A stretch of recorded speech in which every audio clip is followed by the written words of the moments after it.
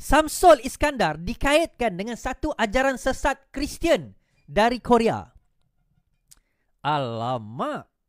Belum habis lagi cerita apa? Cerita di... Sorry tuan-tuan. Belum habis lagi cerita Samsul Iskandar kena kes rasuah. Rasuah Albertine dan sebagainya. Sekarang ini timbul satu kisah cerita bahawa Samsul Iskandar dikaitkan, dan beberapa ahli politik kerajaan dan juga pekerajaan especially dikaitkan dengan satu cult ataupun satu kultus ajaran sesat Kristian. Dia bukan ajaran sesat Islam, dia ajaran sesat Kristian. Dipanggil kultus dari Korea.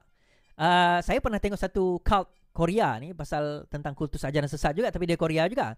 So ajaran sesat ni banyak, so kita kena faham dia ada mainstream religion. Kita ada mainstream religion dalam negara kita. Kita ada Islam, kita ada Kristian, kita ada Hindu, kita ada Buddha, kita ada apa lagi, Taoism. So kita ada ajaran-ajaran mainstream tersebut. Tetapi kita kena faham juga bahawa ada ajaran sesat. Di dalam ajaran-ajaran mainstream itu ada ajaran sesat mereka.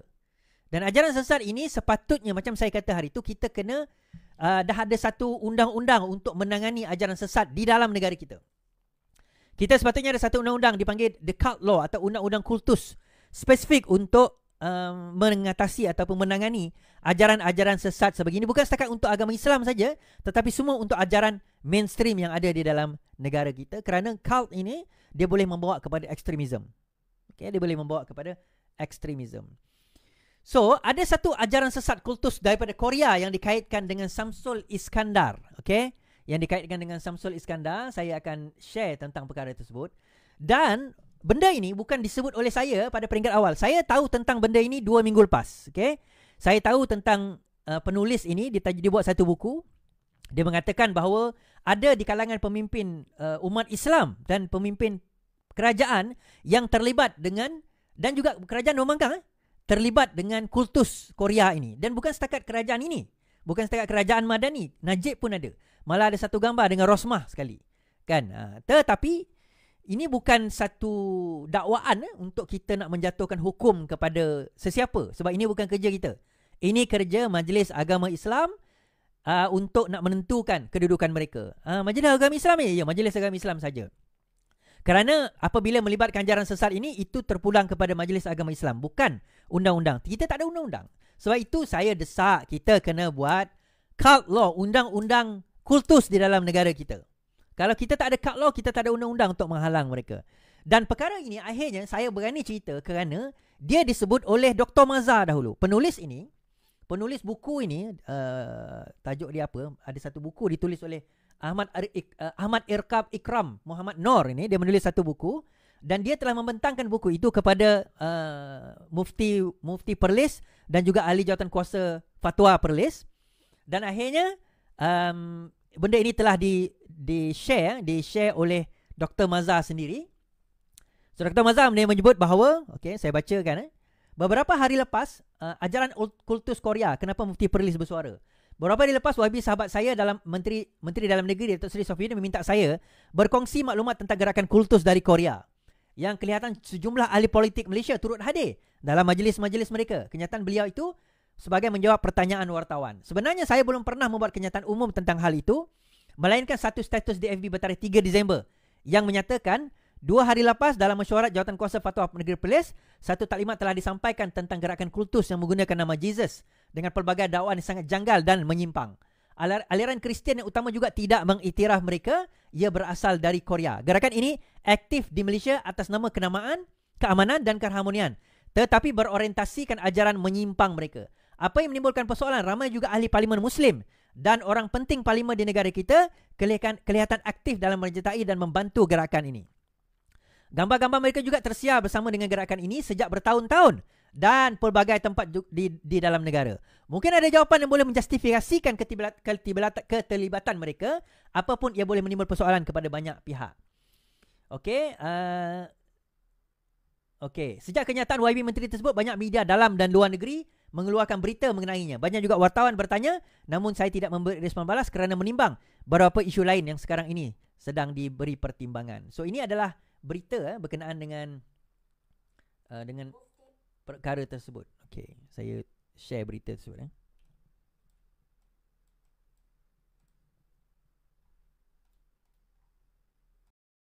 Perlis Dato' Dr. Muhammad Asri Zainul Abidin percaya cawangan khas Bukit Aman mempunyai maklumat berhubung dakwaan gerakan ajaran sesat berasal dari Korea Selatan yang sedang aktif di negara ini. Dalam satu hantaran di Facebook, beliau tidak memberikan respon balas terhadap gesaan Menteri Dalam Negeri Datuk Seri Saifuddin Nasution Ismail untuk tampil menyerahkan maklumat mengenai kegiatan itu disebabkan sedang menimbangkan beberapa isu lain yang turut menjadi perhatiannya. Katanya beliau percaya pihak cawangan khas Bukit Aman sudah pasti mempunyai maklumat mengenainya. Selain itu, Muhammad Asri berkata pasukan penyelidik yang membentangkan kepada jawatankuasa Fatwa Perlis juga menyiapkan buku bersama dengan bahan-bahan yang terkumpul. Beliau berkata pihaknya tidak mempunyai sebarang isu mengenai kepelbagaian aliran atau agama untuk wujud bersama di negara atau dunia ini. Jelasnya, kepelbagaian atau kerencaman cara fikir, kefahaman dan kepercayaan adalah satu realiti yang tidak boleh dinafikan dalam kehidupan manusia di dunia ini. Di sebalik itu, katanya mengiktiraf kepelbagaian tidak semestinya bermaksud mengiktiraf kebenaran yang terkandung dalam kepelbagaian itu. Mengulas isu ajaran berteraskan ajaran sesat, beliau menjelaskan ia merujuk kepada bentuk pegangan melampau terhadap tokoh tertentu sehingga akal dan pertimbangan rasional diketepikan. Lazimnya ia dibina atas ketaatan melampau kepada tokoh sehingga segala perbuatannya tidak boleh dipersoalkan walaupun jelas bertentangan dengan akal, dalil dan fakta. Beliau berkata akibat ajaran sedemikian berupaya melahirkan pengikut yang fanatik dan sanggup bertindak di luar batas sekaligus berpotensi menggugat ketenteraman awam dan keselamatan negara. Justru katanya hal ini perlu dipantau oleh pihak berkuasa supaya tidak sampai ke tahap di luar kawalan dan mengakibatkan kemudaratan kepada masyarakat. Pada 11 Disember lalu, Saifuddin dilaporkan menggesa Dr. Muhammad Asri segera tampil menyerahkan maklumat berkaitan dakwaan gerakan ajaran sesat berasal dari Korea Selatan yang sedang aktif di negara ini. Okey, even katakanlah Saifuddin mendesak pun perkara tersebut untuk diserah kepada KDN. Sebenarnya KDN tak boleh buat apa. Saya ambil contoh terbaik tuan-tuan. GISB pun Dr. Mazhar juga yang dedahkan. GISB, mereka sekarang ini mengaku mereka ada mereka buat aktiviti atau buat pertubuhan yang haram. Itu saja.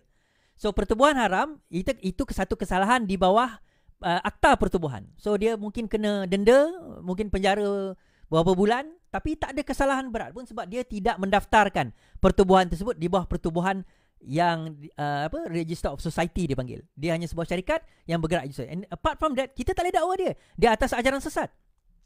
Kita tak boleh dakwa kerana kita tidak ada peruntukan undang-undang.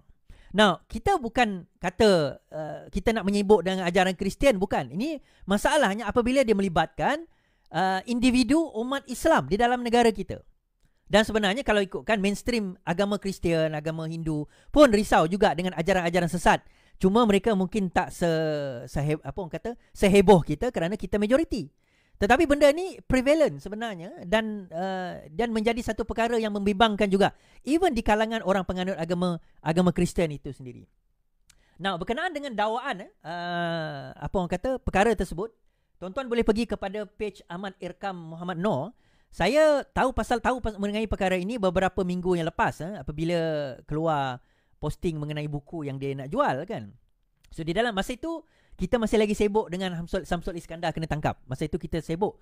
Baru je Samsul Iskandar baru kena salah siasat, keluar berita ini. Dan dia dakwa bahawa Samsul terlibat di dalam kultus ini. Maknanya bukan terlibat aktif ke apa, dia tak dakwa demikian, tapi gambar-gambar dan dia terlibat dengan ada beberapa aktiviti di Hawaii. Okey. Saya share supaya tuan-tuan tak anggap saya menipu benda ni. So tuan-tuan boleh pergi ke page Ahmad Irkam Muhammad Noor ni. Siri 11. Reverend membimbing ahli politik Melayu melakukan ritual blessing. Semasa di Hawaii, Reverend Yu Chong Yang yang menjawat sebagai National Messiah of Malaysia telah menulis laporan bahawa selepas sesi bengkel kitab suci Divine Principle disusuli dengan upacara paling penting dalam gereja mereka, dia menulis, pada sebelah malam satu upacara Pure Love and Peace Ceremony diadakan memberi peluang kepada pasangan untuk memperbarui ikrar perkahwinan mereka dan meneguhkan cinta terhadap pasangan. Mereka yang hadir, pasangan berdiri bersama, semua memakai selendang putih bertulis True Family and Peace Ambassador. Upacara ditutup dengan 3 sorakan beramai-ramai. Okey, Mense, semua ahli parlimen kemudiannya diberi perhormatan dengan pelantikan sebagai Ambassador for Peace. Pada hari terakhir, Dr. Walsh memimpin upacara blessing untuk para ahli parlimen di Hawaii King Garden House. Para peserta meminum jus suci dan membuat ikrar bahawa mereka akan mengasihi pasangan masing-masing dan memulakan semula kehidupan sebagai satu keluarga. Tuan-tuan ingat tak baru-baru ni ada satu apa namanya, satu program ajaran sesat jugalah, dibuat oleh satu pasangan. Lebih kurang macam ni jugalah. Program ajaran sesat dibuat oleh satu pasangan, kononnya untuk memperbaharui cinta, kemudian mereka membuka baju dan sebagainya, berbogel, benda itu berlaku kan. So ini tak adalah bogel, tapi maksudnya di Malaysia benda tu ada dan hingga menjadi tangkapan lah. Tetapi still benda itu kita tak boleh tangkap kerana pertama, it's a private event. Kedua, kita tak boleh dakwa di bawah agama. Kerana apa? Itu adalah kultus.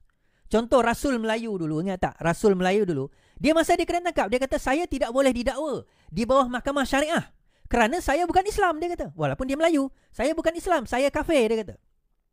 Memang betul pun kalau seseorang itu bukan Islam, walaupun dia Melayu, dia tidak boleh didakwa di bawah mahkamah syariah. Kan? Itu dilema dalam mahkamah syariah. Kita sambung. Ia adalah detik yang penuh mencemaskan, tetapi segala berjalan lancar seolah-olah True Father sendiri hadir memimpin upacara tersebut. True Father, seluruh acara berakhir apabila setiap peserta menerima sijil Duta Keamanan, Ambassador for Peace Certificate. Tujuan kehidupan True Parents adalah memberi blessing dan mendidik orang lain, menzahirkan dan memenuhi tujuan ini sepanjang hidup mereka. Kini terpulang kepada kita untuk mewarisi dan menyempurnakan kerja mereka. Hati penuh kesyukuran kita tujukan kepada Heavenly Parent, True Parents dan semua ahli yang sedang mengabdikan hidup mereka dan memberi providence, tulis Reverend Yo. Upacara ini merupakan kemuncak pembersihan dosa bagi gereja Unification. Jika mau dibandingkan dengan teologi Kristen arus perdana, biasanya simbolik spiritual birth, born again dalam ajar Kristen secara umumnya ialah dengan melakukan baptis dengan air. Simbolik baptis dengan air merupakan simbol seseorang itu disucikan dan dilahirkan kembali menjadi seorang yang beriman. Dalam gereja Unification, ia tidak melakukan amalan baptis dengan air. Hal ini kerana spiritual rebirth versi gereja Unification ialah melalui upacara blessing ceremony. Ia mengenai upacara holy wine atau holy juice dan holy blessing, upacara berkat perkahwinan secara pasangan. Okey, panjanglah cerita dia. So, siapakah antaranya? Masa saya tengok gambar ni, okey, saya nampaklah gambar Samsul kat tengah ni. Tapi saya ternampak ada gambar kat ujung ni, tuan-tuan. Saya ternampak ada gambar di ujung ni kan. Ada sambuan ni dekat sini. Siapa kenal lah, saya malah nak sebut nama kan. Ada beberapa orang yang saya kenal. Muka yang yang blurkan itu adalah wajah kepada isteri-isteri mereka. Okey, ini adalah gambar Samsul Iskandar. Siapa yang dekat TikTok tak boleh nampak lah. Dekat YT dan juga FB boleh nampak lah. Dan mereka memakai mafla ini atau selendang ini, mafla ini. Dan ini berlaku di Hawaii. Ini adalah Dr. Azman Ismail. Beliau lah yang saya maksudkan tadi. Ada di dalam gambar ini juga. Dan ini adalah pasangan mereka. Dia tengah buat tarian dan sebagainya. Adalah dia punya benda, aktiviti whatever lah. Something yang mereka lakukan. Ini DAP punya pimpinan. DAP pun ada. Okay. Okay. Ini antaranya lah tuan-tuan. Yang ada di dalam yang disebut lah tentang perkara tersebut. Ada yang kata jadi bermakna syirik lah jadi bermakna kafir. Tuan-tuan, bukan tugas kita mengkafirkan orang. Okay. Itu bukan tugas kita. Sebab kata Mufti Perlis tadi, itu bukan tugas kita, itu tugas pihak berkuasa. Kalau mereka nak mengambil tindakan, terutama Majlis Agama Islam Negeri lah. Cuma masalahnya perkara ini berlaku di luar negara. So bila berlaku di luar negara, Majlis Agama Islam Negeri tidak ada jurisdiction untuk nak buat apa-apa. Paling kurang dia boleh panggil, dia boleh tanya lah. Kalau Melaka macam Samsul, dia Melaka lah, tanyalah Melaka. Kalau Dr. Azman dia Kedah, tanyalah orang Kedah kena apa? Majlis Agama Islam Kedah kena tanya, atau paling-paling JAKIM lah. Kena tanya mereka, so what happened, kenapa berlaku? Sebab mungkin ada justifikasi. Kita on anything pun kita kena bagi ada justification, mungkin ada sebab. Mungkin ada sesuatu lah, mungkin you know. Kita bukan tugas menghukum. Menteri Mufti dah share berdasarkan kepada kajian kumpulan ini, kumpulan Ahmad Ikram ni. Jadi saya share apa yang ada. Jadi sekarang ini tuan-tuan, ini dikaitkan dan dimainkan, sudah ada di dalam apa orang kata, di social media sekarang ini. Dan you know, kalau tuan-tuan rasa tuan-tuan tak boleh terima, terpulanglah. Saya hanya don't shoot the messenger, I'm just the messenger.